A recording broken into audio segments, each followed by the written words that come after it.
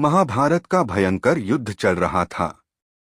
लड़ते लड़के अर्जुन रणक्षेत्र से दूर चले गए थे।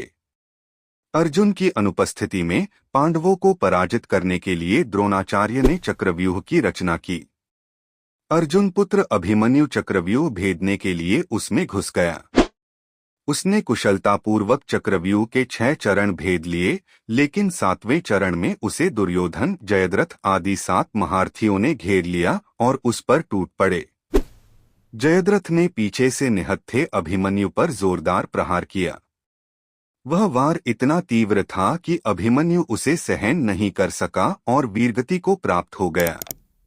अभिमन्यु की मृत्यु का समाचार सुनकर अर्जुन क्रोध से पागल हो उठा। उसने प्रतिज्ञा की कि यदि अगले दिन सूर्यास्त से पहले उसने जयद्रथ का वध नहीं किया तो वह आत्मदाह कर लेगा। जयद्रथ भयभीत होकर दुर्योधन के पास पहुंचा और अर्जुन की प्रतिज्ञा के बारे में बताया। दुर्योधन उसका भय दूर करते हुए बोला, चिंता मत करो मित्र, मैं और सारी कौरव सेना तुम्हारी रक्षा करेंगे। अर्जुन कल तुम तक नहीं पहुंच पाएगा, उसे आत्मदाह करना पड़ेगा। अगले दिन युद्ध शुरू हुआ। अर्जुन की आंखें जयद्रथ को ढूंढ रही थीं, किंतु वह कहीं नहीं मिला। दिन बीतने लगा। धीरे धीरे अर्जुन की निराशा बढ़ती गई। यह देख श्री कृष्ण बोले, पार्थ, समय बीत रहा है और कौरव सेना ने जयद्रथ को रक्षा कवच में घेर रखा है। अतः तुम शीघ्रता से कौरव सेना का संहार करते हुए अपने लक्ष्य की ओर बढ़ो। यह सुनकर अर्जुन का उत्साह बढ़ा और वह जोश से लड़ने लगे, लेकिन जयद्रथ तक पहुंचना मुश्किल था। संध्या होने वाली थी। तब श्री कृष्ण ने अपनी माया फैला दी। इसके फलस्वरूप सूर्य बादलों में छिप गया और संध्या का भ्रम उत्पन्न हो गया।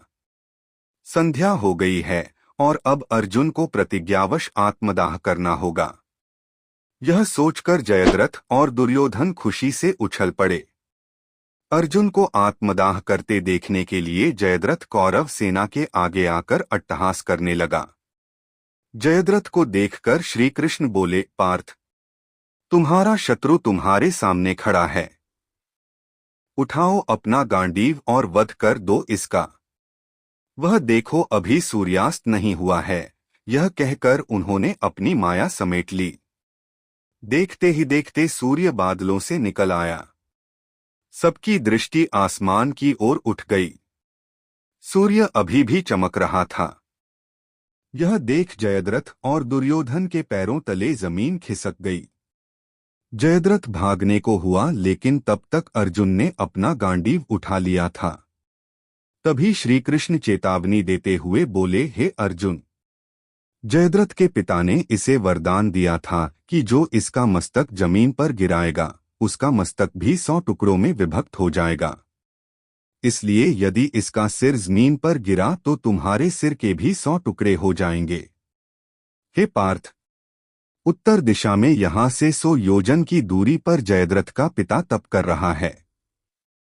तुम इसका मस्तक ऐसे काटो कि वह इसके पिता की गोद में जाकर गिरे। अर्जुन ने श्री कृष्ण की चेतावनी ध्यान से सुनी और अपनी लक्ष्य की ओर ध्यान कर बाण छोड़ दिया। उस बाण ने जयद्रथ का सिर धड़ से अलग कर दिया और उसे लेकर सीधा जयद्रथ के पिता की गोद में जाकर गिरा। जयद्रथ का पिता चौंक कर उठा तो उसकी गोद में से सिर जमीन पर गिर गया। सिर के जमीन पर गिरते ही उनके सिर के भी 100 टुकड़े हो गए। इस प्रकार अर्जुन की प्रतिज्ञा पूरी हुई।